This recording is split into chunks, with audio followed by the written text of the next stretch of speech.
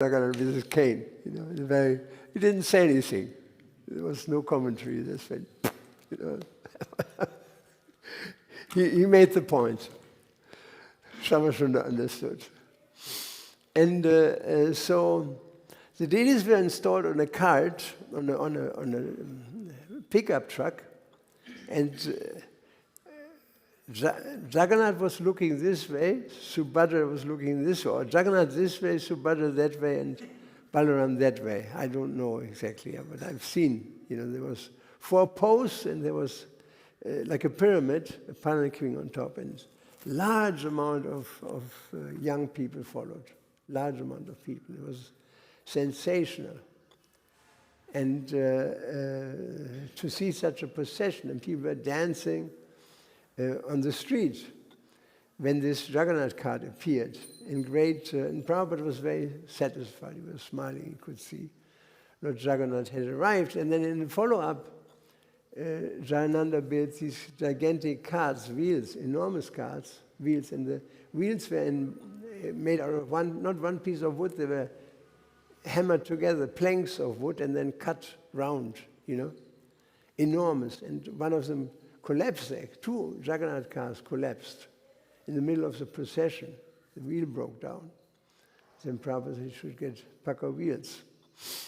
And in this way, Prabhupada introduced, or he practiced his childhood dream to worship Lord Jagannath, now all over the world. First only in his house, then in the neighborhood, and then finally all over the world. And today I was discussing with Prabhu, you see, when I saw Lord Jagannath in the temple, I was shocked. I was a young devotee, and I saw on the altar these 3 little figures. And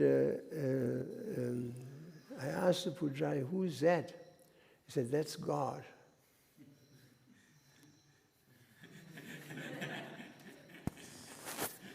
Okay. Okay. It was the most unusual form of God I have ever seen. And so Prabhupada, he didn't care for public taste. It's not exactly, one should think there may be a different way of presenting Krishna to the public in a more user-friendly way than the Jagannath. But Prabhupada never cared for that, and I will read to you something which is really, really sweet that Prabhupada said one time in this regard. And I can give it to you if somebody is interested. We just find the people.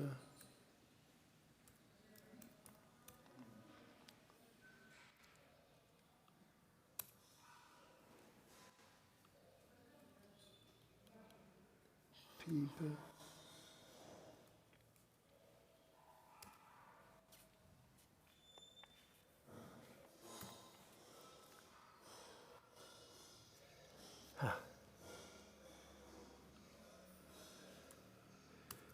Give me a second. It's worth it.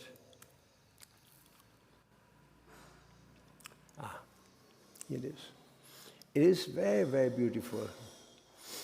When Prabhupada was in Pittsburgh on a morning walk, they walked on a bridge, steel bridge, on top of them. And here's what happened. How do I get this bigger?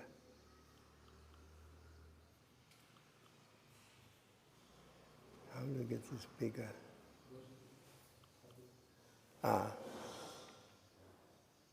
No, I lost it. Bear with me, give me a moment.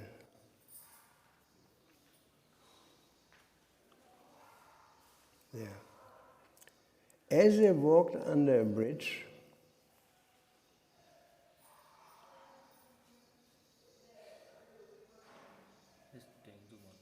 how do you get that bigger? You saw it?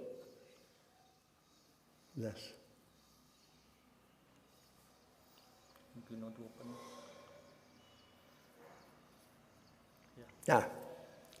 Here it is.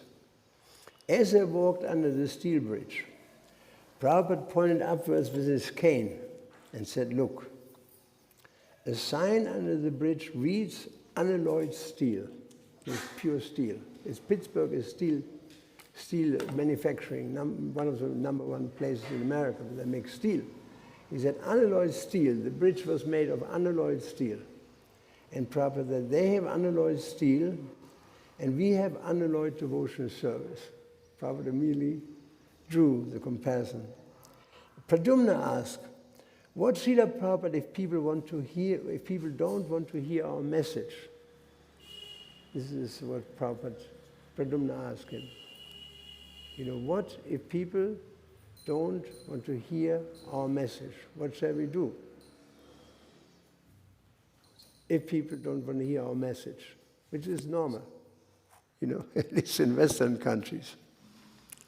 Prabhupada said, here's the point now. The people might not understand our message, but Krishna will be pleased. That is the point. Yeah? That's the point. Krishna will be pleased. And that is our mission. Right? That is our mission, to please Krishna. They thought Jesus' Christ's mission was stopped. They killed him, but his mission was attained. He preached 3 years only, but so many followers. He pleased Krishna. We must not be disappointed that no one is hearing Krishna consciousness. We will say to the moon, we will say to the stars, we will say to all directions. We will cry in the wilderness because Krishna is everywhere. It's beautiful. You know? He doesn't care what people may or may not. So we will say to the moon, to the stars, to all directions, we will cry in the wilderness because Krishna is everywhere. We want to have a certificate from Krishna that this man has done something for me. Not popularity. Prabhupada never interested in popularity. And I give you an example. We have if a pack of asses say you're very good, what is the use? Svavitvarahostra kara, this verse, famous verse, people who are hogs, dogs, camels, and asses. They're not interested. So if a pack of asses say you're very good, what is the use? You have to please Krishna with purified senses. So I give you an example that I personally witnessed when Prabhupada came to Amsterdam. There was a sannyas initiation of Akhoyananda Prabhu, then Akhoyananda Maharaj. And at the same time, Jagannath was installed. So it fits into this setting. Jagannath was installed. And so Prabhupada came into the temple room, a lot of people there, television was there, and he sat down and he saw the Havan, and he said, where are the flowers? Where are the flowers? Why are there no flowers? Why are there no flowers? Who's responsible for that? And Prabhupada, the television. And I don't care for the television. I care whether Krishna has flowers or not. That's what I'm concerned with. So he screamed he looked at the television team. He said, I don't care for the television. For them, that's a shock, you know. I think everybody smiles to the television. He said, I don't care for the television. I care that Krishna has no flowers. Somebody should get. And they would get flowers, and everybody was very humble, but Prabhupada was very loud, very loud. I've seen Prabhupada becoming extremely angry. It was within seconds. His anger deflated. You know, the anger was not based on envy, like in our case, or on lust, that we can't get something. His anger was simply to make a point. I remember one time that there was a notion to move out of the temple. We had a beautiful temple that Prabhupada liked very much. And we had to go there and present to Prabhupada this plan. And Prabhupada listened to this plan. He had been there, the castle. He has visited. He liked the place. So then he heard, it was for rent at that time. He said we wanted to move. And Prabhupada was very disturbed. He said, what are the arguments? And he heard all the arguments. I was never satisfied. Another, why you want to do that? And then Prabhupada became very silent. And now, then he all of a sudden said, fasten your seatbelts. Fasten your seatbelts. You know, it's going to be very loud. He said, and even if your child has been born deaf and blind, your child is born deaf and blind, cannot hear anything, blind. I cannot scream as loud as Prabhupada screamed. Does that mean you kill it? You could hear 250 yards easily. Does it mean? And again he screamed. And his lips were trembling. You ask anybody who saw Prabhupada becoming angry, his lips would tremble, you know? He was blue in his face. Again, does it mean you kill it? And then he became very peaceful and said, don't kill it. Develop it. Develop it. Don't kill it. Don't become rolling stones, you know, a stone that rolls in a river from one. He said, don't become a rolling stone. Set moss on, like a stone that sits there, gathers moss, green moss, you know. So I've seen this. There's a couple of examples I went through with Prabhupada in anger. And the astounding thing was from one moment to another, he became angry, not for himself, like this issue with the flowers. It was not about himself, and he didn't get a garland that was nice enough or something.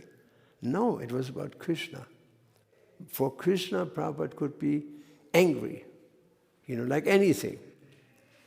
And then within a second, he was peaceful, you know, because his anger was not based on lust and anger and greed. You know, it was for Krishna. For Krishna. You know, he could be very angry. And when one time the Naxalites in Calcutta, the communists, there was a program, and Prabhupada was singing Jaya Radha Madhava, and he saw through the side of his eyes. He was, you know, he saw that two Naxalites were trying to pull down a devotee from the stage. He jumped up and he swung his cartels, you know, and smashed the guy on the head. The guy was bleeding. I mean, Prabhupada really hit him hard, you know. Oh, sorry. They retreated, you know. He became so like a lion, you know, from one moment to another. He could become like a lion, you know. Not normally. Normally, Prabhupada was amazingly peaceful. You know, you felt the peace whenever you go in this room. It was like entering a space. I always had the impression I walk into some other space, you know, some space capsule or something. Very, very peaceful. You've completely relaxed when you came in this room. There was no anxiety anymore. You know, before you were little, what would Prabhupada say, but he put everybody at ease. You know, everybody. You know, there are many examples. I could tell you many examples more, but I want to get back to the actual subject. You know, that he even appeased my Christian father-in-law, who was out of his mind, that his daughter was married to a Hare Krishna devotee 3 days after she moved into the temple. He was out of his mind. He went to Prabhupada, he went into his room like this. He said, Prabhupada, I need to talk to you. And Prabhupada had some professors there. You know, he said, all right, sit down, be comfortable, Professor. And then Prabhupada explained to him, the man was trembling in anger. He was a born-again Christian, it means fundamentalist. And his daughter is getting married to a pagan Hare Krishna. One day she calls his father up that I moved into the temple, and that was already too much. And then 3 days later, I'm getting married. You know, there's a whole story. I mean, it was not exactly what should have been done, nor was it a good idea. So Prabhupada talked to this man for 2 hours. It's in the conversations. And he explained to him the Hare Krishna movement. Men ask questions. How do you run this movement? He was a businessman. And by the end of the talk, he told me, I met your man. He's one of the finest men I ever met in my life. And then he went in his car to Philadelphia, 8 hours, to see Prabhupada next weekend on a Rath Yatra, and he filmed it. He was fascinated by Prabhupada. And as long as he was alive, he was telling me every time I would see him, I know Prabhupada. You don't. You met him sometimes. I have the best idea. I talked with him for hours, you know. So this was Prabhupada. Just to give you an idea that he could turn around people who were really, really angry, you know. You can imagine an Indian father, you know, a boy gets married to a Muslim family and after 3 days. And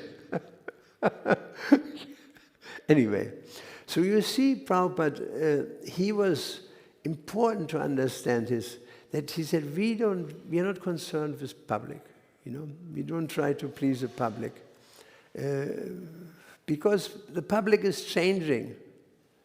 It's changing. Today they hate you, tomorrow they love you. You know, public is always changing because they're on a mental platform. If somebody joins the temple, young bhakta, in the beginning, right? Shall I not? He's on the mental platform. Automatically, it takes some time till his mind cools down, you know. And so Prabhupada never was concerned with the public, and I've seen this many times, you know, that he was concerned with one thing, that Krishna be pleased. That's the main thing. You know, this was his life, up to the end. You know, up to the very end of his life. Last thing Prabhupada said was, Hare Krishna. And that was it. He didn't come to the Na. I was right there. He only went to Krish, and it was already gone. You know, very amazing way how Prabhupada left his body. And so his dream was, in the beginning, to have Rath Yatra, and as time went on, he went to America, and everything happened to him. He was astounded how so many people gathered around him when he started to sing in Thompson Square, and started to ask him questions. And in the beginning, they didn't know. When there was one shower room in the first temple, and Prabhupada stood in line. He stood in line. There was a line there. He went to the end of the line. He didn't push himself now, not at all. And somebody thought that was odd. Krishna told somebody, this is odd, you know, you have to he's your guru. And so gradually people understood how to deal with Prabhupada, you know. They were coming for the Sunday feast. Prabhupada cooked 22 preparations in 2 hours, Prabhupada, for everybody. He served everybody. Everybody. And then everybody left. Nobody stayed back. And Prabhupada cleaned all the pots. Never complained.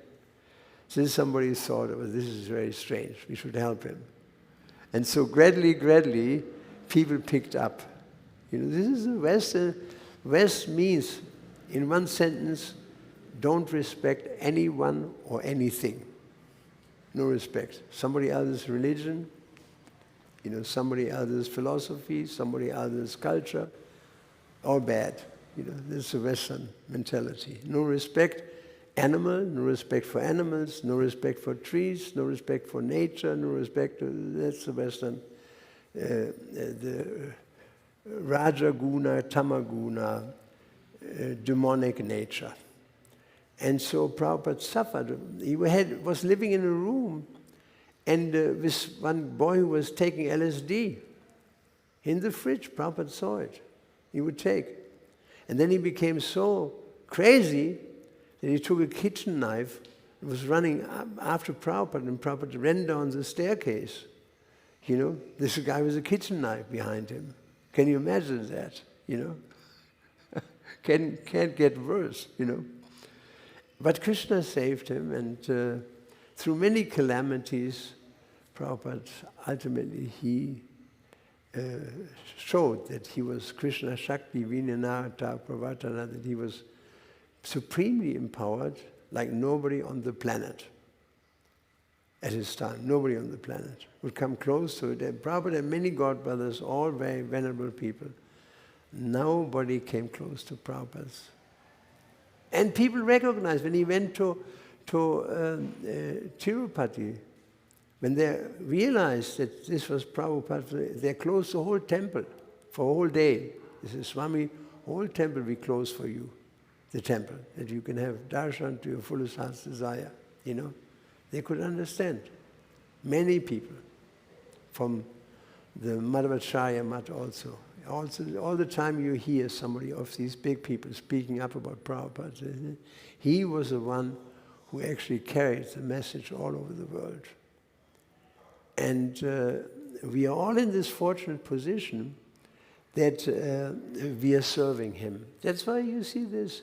We have one, although there are many gurus, many disciples, now there's one Guru Puja, you know, because he's Acharya, founder Acharya. Like if you go into Madhvacharya's place in Udupi, there's one room, a site where his seat is, and everybody goes there for Guru Puja. It's one seat, silver seat, Madhvacharya. You can see it. You can go walk right into it. It's the darshan room. And so he created these books, and he told us that they're actually dictated by Krishna. They're dictated by Krishna. He created these books. And they have changed us all. Nobody of us, I had never had a problem with Prabhupada's books. Whatever I read, you know, I accepted it because Yasya Devi Para Bhaktir, that is a verse. One who has unflinching faith in Guru and Krishna, all the Vedas become automatically revealed. You see, so we have to see Prabhupada's position and how, by his desire, Lord Jagannath went all over the world. And now we have Rath Yatra in so many different places. Lord Jagannath is glorified. What a victory, you know, after going through the trauma in India of British occupation for hundreds of years, you know, where India was considered to be barbarian. At least they tried to make it out like that. In the middle of London, of all places, and in Trafalgar Square, you know, which is a place where the Battle of Trafalgar, Nelson, is worshipped, practically speaking. The whole traffic goes around Nelson column, you know, and Rath Yatra, Lord Chaitanya's, the Rath carts appear, and it is such a victory. And Prabhupada, he was trembling in happiness when he saw that on the middle of Trafalgar Square, he could not imagine in his youth that this is going to happen. In his old age, that Lord Jagannath would appear. And so, from there we can learn that with Krishna we can do anything. Like Arjuna, with Krishna he can do anything. You know, and it is true. Also my experience, that with Krishna everything is possible. I wonder one time, some company dropped a 40-foot container of Bhagavad Gitas in front of our house, in the middle of the street, you know, in the middle, on the side. And it was blummed. There was a blump and a seal on it. I had to go to custom officer. And custom officers in Germany, they're like this. You know, there's no argument. It's clearly stated, you know, you have to pay. And so I went. And I pleaded with the officer. I was in a suit, a nice tie, you know, acceptable, Samsonite suitcase. And I pleaded with him. I said, you can do it. Just give it for us for free. Do something for God in your life. And he said, well, I can't. I said, don't look at it. Just let me have, like, guide your hand. Hold the stamp, you know. And so he said, all right. He made the stamp like that, you know. While he looked away. And he released, I mean, inconceivable, we would have paid thousands of dollars. He released it. And then when I went out, he said, I have one question, there's something dangling out of your suit. Piece of cloth. Kopen. He said, what is the meaning of that?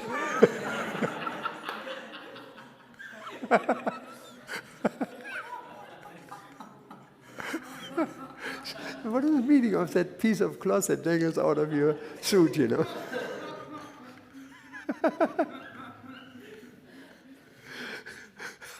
I mean, when spreading Krishna consciousness, you go through all kinds of incredible situations. You know, this is one of them. So you see, with Prabhupada's mercy, this was possible. The impossible became possible. You know, that he would relieve a German custom officer would look away while I stamp his document, practically speaking, you know, to take the books away. This is Prabhupada.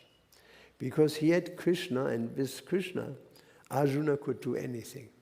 And after Krishna had left, he was arrested by some farm boys, by some villagers. And he said, it is the same Gandiva, I'm the same Arjuna, but I don't have the power. You know, it's a fact, like I explained before, without Krishna you cannot even lift your hand. Not possible. You remember when I talked about this. Not even lift your hand. You cannot speak a word. And he can take everything away from one moment to another. Yeah, I saw there were, when we made our leaving certificate, everybody of us had to give a speech. You know, parents were there, teachers were there.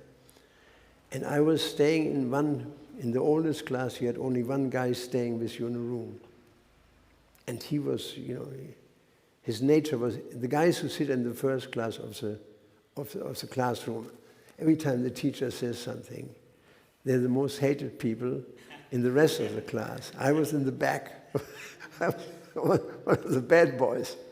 And so I had to stay with him, and the guy was a pain for me, you know, he was a pain. And so he studied his lecture that he would give in front of a mirror, rehearsing his facial expressions for the great moment that he would speak. So, he spoke. Ladies and gentlemen, this is a great day where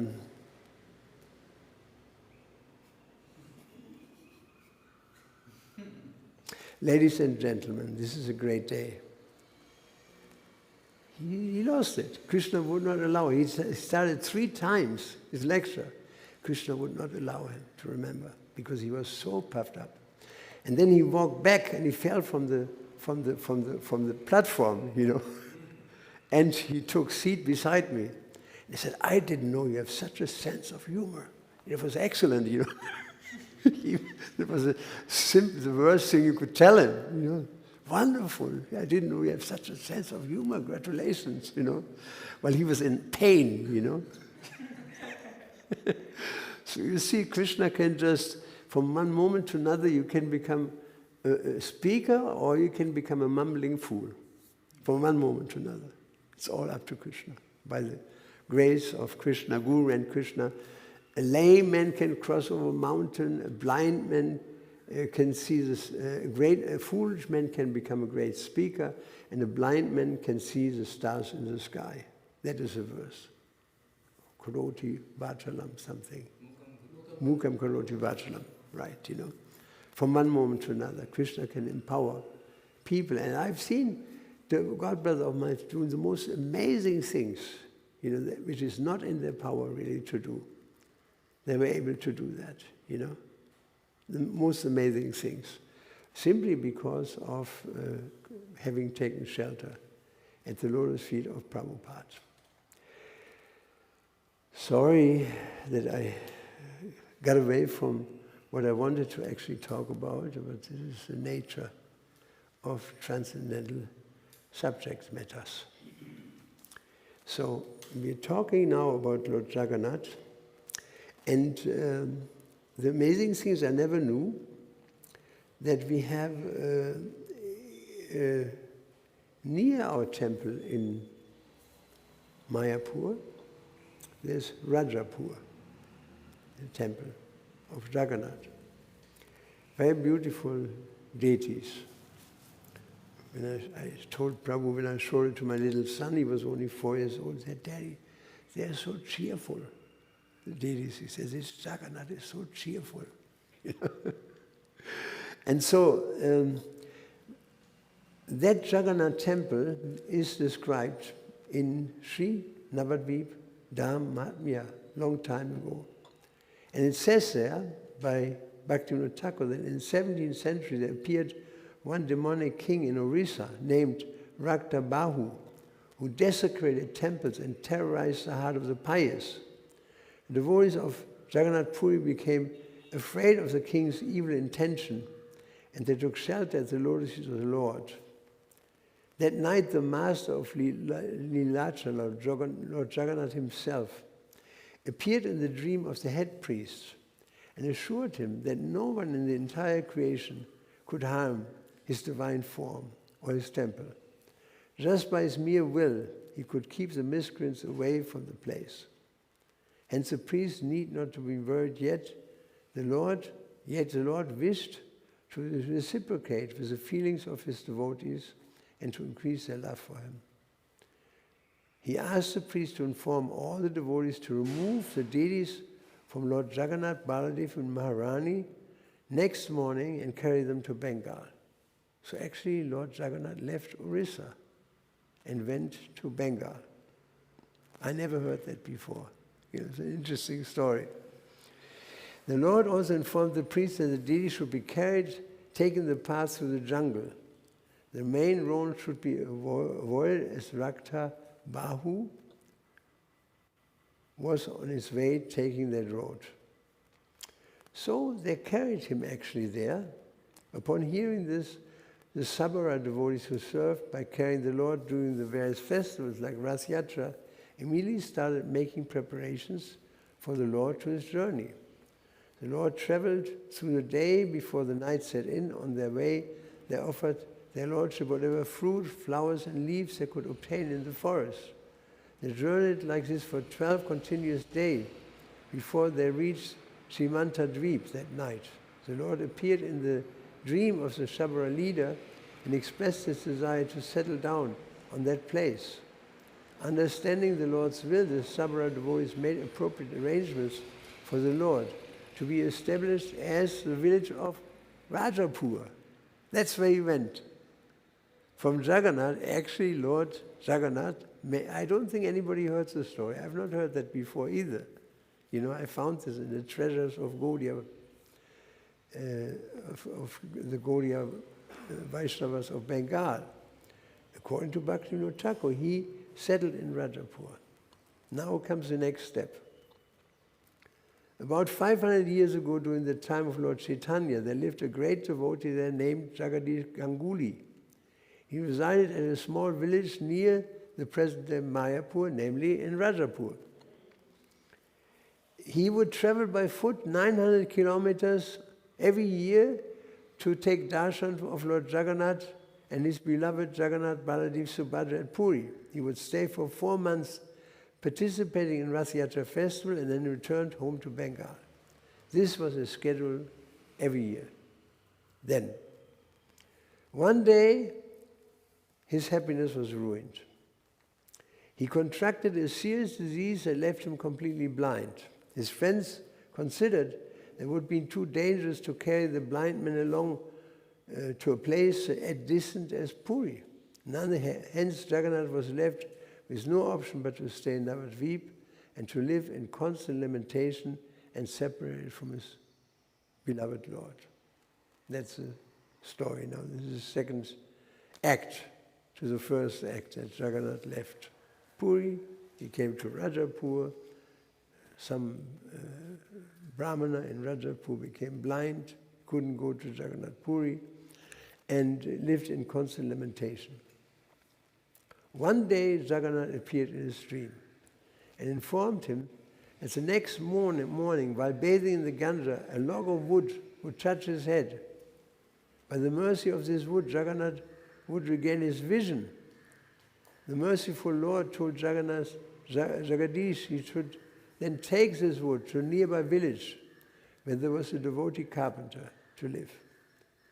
The Lord explained that his wish, that this carpenter would carve the blissful forms out of wood. Lord explained that the carpenter would initially refuse because his hands were destroyed by leprosy. He had no fingers. And once he was carving, no. So the carpenter, he was so upset that the Brahmana asked him, he said, "How dare you to insult me? Don't you see my hands? Don't you see I have no fingers? My whole fingers are taken away by leprosy. How can you ask me? You're making fun out of me? You're ridiculing me?" I said, "No, Jagannath told me." So he convinced the carpenter, they fixed to his stump of fingers, this fixed chisel. And on the other side, with ropes, they fixed a hammer. And he would hammer, and he would cry in pain. He'd cry in pain. The pus, puj, it's called pus in Orissa. That's why one should not say Guru Puj. We should say Guru Puja. Puj. The puj was running down his arms in blood, And the amazing thing is, the more he carved, the more his hands became restored. And the last day, his fingers were back. You see how simply by devotional service, although painfully performed, before seriously performed this service, he was completely restored to his original beauty. Krishna can do anything. This is verse in Srimad Bhagavad Gita, Machita, if you direct your consciousness towards me, Machita, Sarva Durgani, all the difficulties that come from Durga. Durga is riding on a tiger, right? Not on a tiger. And she has a trident. And the trident stands for the three sufferings, Tapatraya. It's Adhyatmik, Adhibodhik, Adhidevik. If you drive down with a car down the street, you fall asleep and you run into a tree, that's Adhyatmik. You drive down the same road, all of a sudden some farmer comes with his tractor and you drive into the tractor, Adhibodhika. You drive down exactly the same road, there's ice on the street, Adhidevika. So every accident in the world you can break down in one of the three factors. Somebody drives too fast, Adhibodhika, the three sufferings.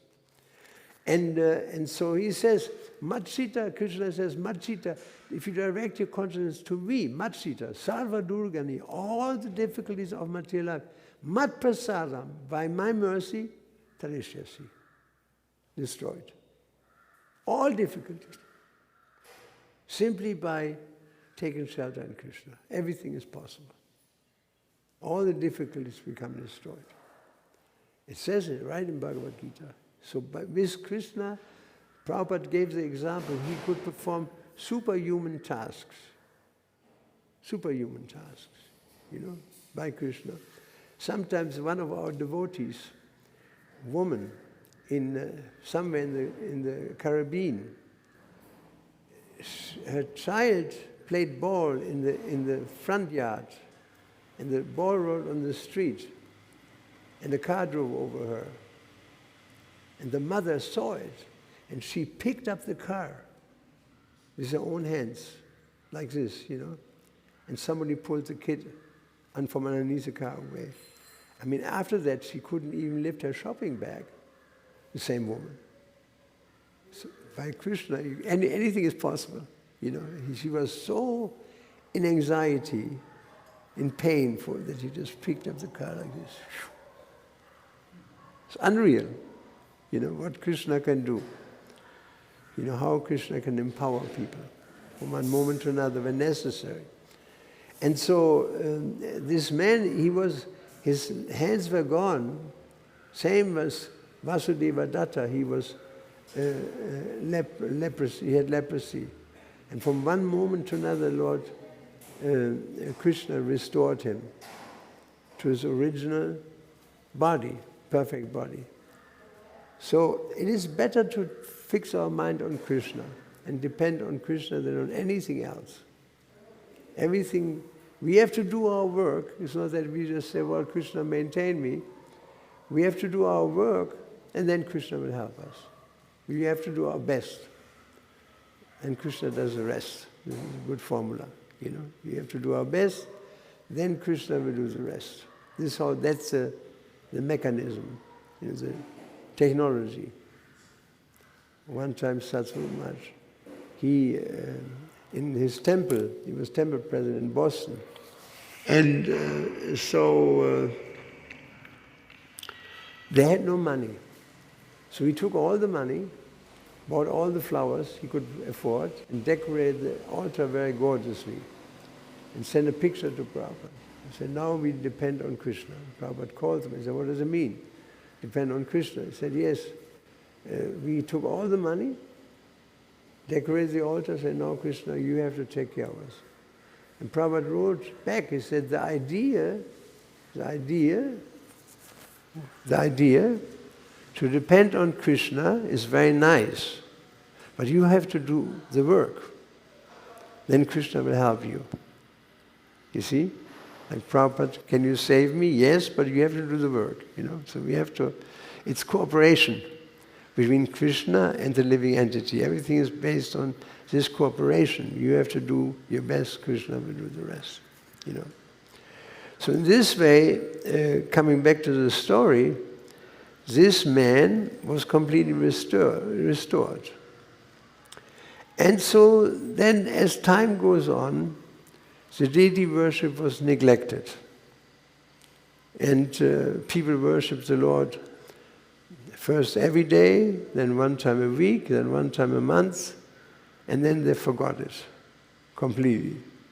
And a huge plague came and killed everybody. The whole village was destroyed. Just like this Karuna virus you have right now. It is actually Karuna virus. It's actually sent by Krishna, you know. It's one way to chastise people is by war, another one is by epidemics. It's definitely Krishna's will. And so the whole village was destroyed. So then one day, centuries passed, and somebody passed by this ruined temple, which was an old temple, and it was infested with snakes. So nobody went there. There was a termit, big termit. And out of this termit, there was a voice. Please get me out of here. And you see, Jagannath is made out of wood. And somebody digged and deities came out, completely unharmed, in perfect shape, although living in a termit hill, because Krishna can do anything. And they started the worship again. And they were worshipped for a while. And then the last pujari, he had no successor. And he couldn't continue. In 1979, his name was Patik Chatterjee.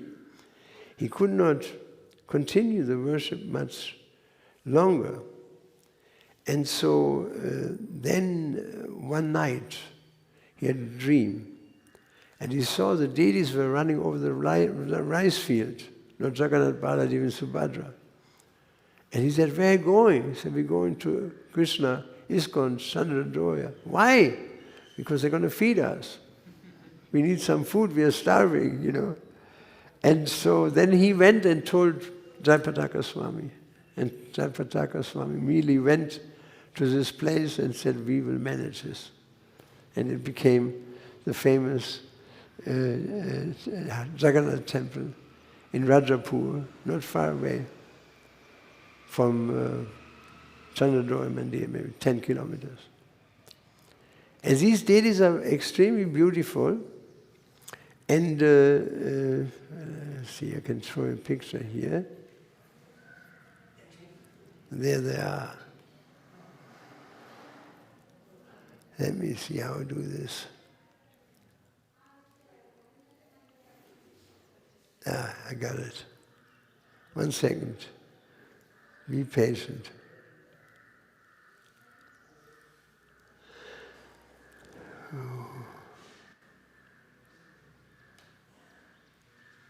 So, I don't know how to do this. I have to just show you like this. You can see it on the internet, right? These are the deities. They're very beautiful deities. And 3 years ago, because the area is completely Muslim area, very few Vaishnavas, one Muslim boy, Pancha Jangri, told the story, or Jananivas. I don't know who is who. So, when I would talk to them, I said, who of the two I'm talking to you right now, you know. I never could figure it out, you know. and so anyway, he or they or whoever of the two said that a Muslim boy came and he approached Subhadra, he climbed on the altar and he removed a pearl in her nose. And then all of a sudden he saw out of Balaram's stump, a hand came down and slapped him so much that he fell out of the temple. This is 20 yards. It was such a heavy blow. And he was lying outside and screaming. His mother came and picked him up. He had all 5 fingers in his face. See? Lord Balaram. And I have to admit, when I heard the story, I said, next time I go there, I want to try that one.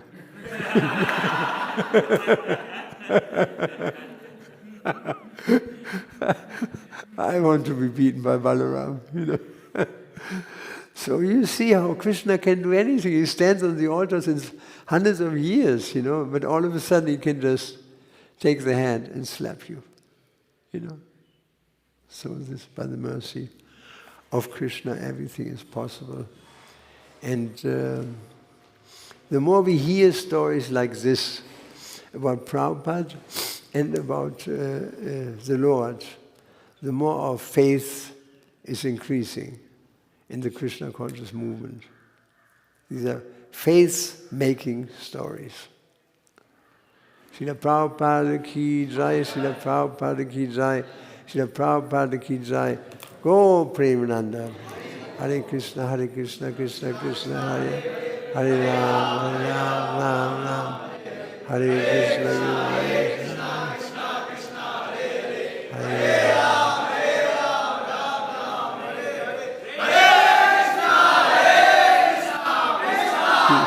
Hare Hare Ram. I thank you so much. It's wonderful to be here. I enjoy every bit of it. I've learned to know the nicest people I ever met in my life. And keep on going, practicing Krishna consciousness. Soon this huge temple will rise and you have a life. And all the people who live around, all the householders, they have a life. They have something to do for the rest of their life. This is Krishna's mercy. And there was a story, the last story before I go. There was a village where all the dogs died. Did I tell that story? No. All the dogs died in somewhere in India. And 12 o'clock it was. All the dogs fell over, died. And the people went to the Guru. The Guru was living in a tree house. They said, Maharaj, all the dogs died. What does that mean? He said, let me think about that. He went into his little hut, tree house, came out after 5 minutes, 10 minutes, and said, Krishna's mercy. Krishna's mercy, you know. People started wondering whether he is getting too old, right? Next week, exactly the same time, all the birds died. Birds fell, the crows fell out of a tree, dead. And they died in mid-flight, having a heart attack or whatever. Crows, you know, and birds. The place was littered with birds. They went to the Guru and said, Guru Maharaj, please, dispel our doubt. Last week, all the dogs died, now all the birds died. What does it mean? He went inside. Let me think about it. He went inside, he came out and said, this is Krishna's mercy. So by that time, you know, the crowd split into two people. One trying to climb up to get the Guru out of the tree. Others said, you can't do that, he's a Guru. And they started arguing with each other. It was a big fight broke out, you know. Next week, same time, all of a sudden, all the fires went out. And this is in a village, medieval village. Fire goes on since hundreds of years. Somebody always has fire. Once the fire is gone, then they have to go to another village. You know, so all the fires snuffed out by some invisible force. He was cooking all the time, fire was gone.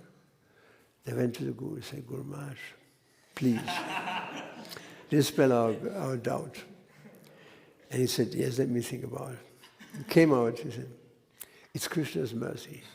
So then a war broke out between these two parties. They tried to pull him down from the thing and they're beating each other. And huge melee of aggression and beating and pulling each other on the ground, each other. And it was a war, you know. And the Guru went into his house and said, also Krishna's mercy. Next week, same time, 12 o'clock, the Muslims appeared. They had destroyed all the villages, burned the villages, children were driven away, killed even, women were raped. It was horrible. They came to this village. Commander-in-Chief said, stop. This is strange. What is strange, Maharaj? He said, look again. We don't see anything, but that's the problem. There's no birds, no dogs barking, not even fire comes out of the houses. This is a trap. And they ran away. And the villagers came and said, this is the only village that was saved. How is it possible, Guru Maharaj? He said, let me think about it. And then he came out of his hell and said, I told you. I told you. It is Krishna's mercy. You know, so sometimes, you know, we don't understand, but in the long run we can understand, you know, how everything is Krishna's mercy. There's a reason for it, a higher reason that we cannot penetrate in our small, little human minds. As for Bhishma said in Shanti Parva, I think, of Mahabharata, nobody can understand the plan of the Lord. Even great souls are bewildered. Srila Prabhupada ki jai, Sri Gauranitai ki jai, Sri Jagannath Baladev Subhadra ki jai, Lord Nrsingadev ki jai, Go Premananda Hari Bol. Thank you very much.